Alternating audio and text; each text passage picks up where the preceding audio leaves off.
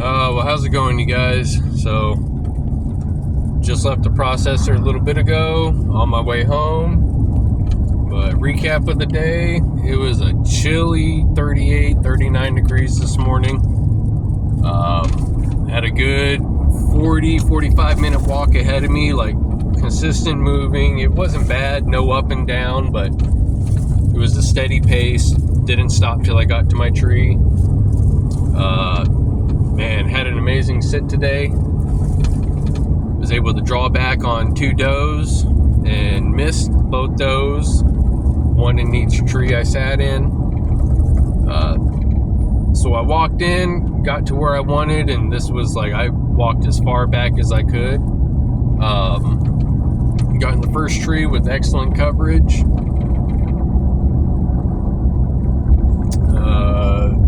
I'd say probably around 8:30, 9 o'clock is when I got first deer movement going. When I was climbing my tree around 5:30 this morning, though, it was probably 5:30, 5:45 roughly. Saw a set of eyes behind me up on the ridge line. So couldn't make out if it was a buck or a doe, but I knew they were in there. So climbed my first tree, got set up, situated, 8:30, 9 o'clock rolls around, and 3 doe come in from the same area that I came in.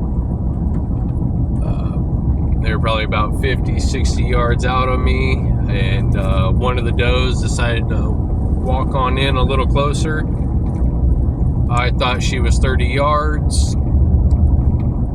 I took my 20 pin, and I floated it about an inch above her back, and I let it ride, and I watched the arrow fly clean under her belly. That's a nice little spike. So clean miss, arrow went right under her belly. She jumped, ran off, probably about 60 yards now, and her and the other 2 doe hung around for about 10-15 minutes and then just cruised on up this ridge line. So probably wasn't an hour later, had a nice little spike run through. He worked that scrape that buck I got on video worked. Put up a deer lure in there too when I changed trees. But so I sat in that tree, realized that hey, it's a good spot. I'm just in the wrong tree. I'm just too far out of the game for where they're coming and going. So climbed down, walked over where those deer were, started skylighting the trees, looking for where I wanted to sit, and found a big old white oak. If my ropes were 6 inches shorter, there was no way I was climbing that tree. So got up in that tree, got situated, got my coffee poured. Wasn't 30 minutes later,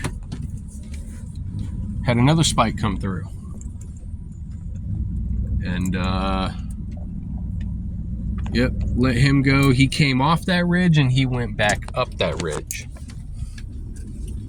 So again, another 30, 40 minutes goes by and 4-point comes through.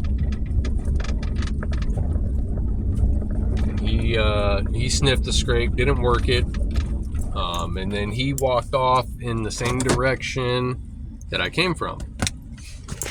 So I'm sitting there, and the whole time I'm doing random grunt calls with doe bleeps, and I'm just doing a couple buck grunts, and then I do the clicking like that. And I'll do that till I run out of breath.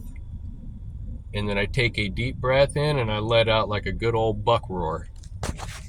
You know, like a frustrated buck. So I was doing that off and on, and the whole time I'm clicking and grunting, I got my little doe can, and I'm just working them. Doe can, I'm letting off a bleep every 15 to 30 seconds. And the buck grunts, I'm not being too loud, but I'm sounding like a frustrated buck, you know, like, bitch, give me that. I want it.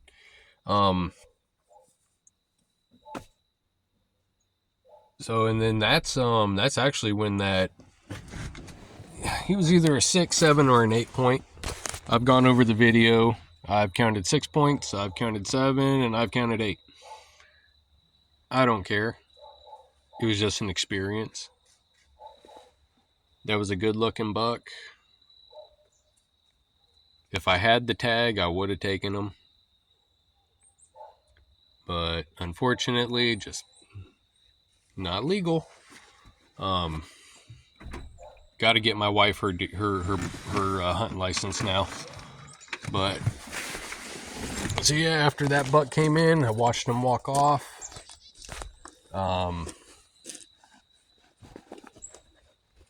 Yeah, I think I said a 4 point came in. But after him, that was pretty much it. I sat around the rest of the day. I said the rest of the day, probably another hour and a half. And probably around 2:30. So yeah, I've seen 5 bucks, 3 does, all within the matter of 8:30 to 9 o'clock, till about 1:30, 2 o'clock, which is not bad. You know, that's actually, me personally, I think that's excellent. You know, to consistently see deer movement all day. Yeah, that's the goal, right?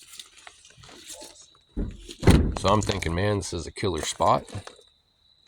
Well, I had a hunter walk in on me probably around 2:30, which I don't care. He wasn't wearing orange. It would have been nice to see him in a further distance, but he got about 60, 70 yards from me.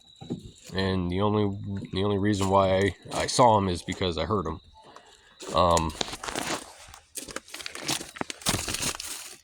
The guy was very courteous. I whistled at him. He saw me. I saw him. And he turned around and walked the same way that he came. Didn't try and loop around me. Did not be a dick about it. So to that man, I say thank you. That goes a long ways. When I hopped out of there, I left my name and number on a piece of paper, put it on his vehicle, you know, told him, I said, hey, thank you, dude. Like, really, it's not common to find somebody that does that nowadays. So I left my name and number on there, told him, I said, hey man, give me a shout. You know, I said, I'll fill you in on the deer movement around here. I said, I can tell you which direction they're coming and going from, and you know, I can at least put you on a spot to where it's like, hey man, you're going to see something. I'm not going to give him my spots, but that's on him to find. But, you know, you help me, I'll help you kind of thing, you know. So, yep, hopped out of there, ran into the guy, chatted with him for 2 minutes, you know, thanked him, things like that. Got out of there, went over to my processor, paid off the remaining balance of my trophy mount, so I should be getting that come September. But my processor also had some extra meat. So, yep. You guys take it easy.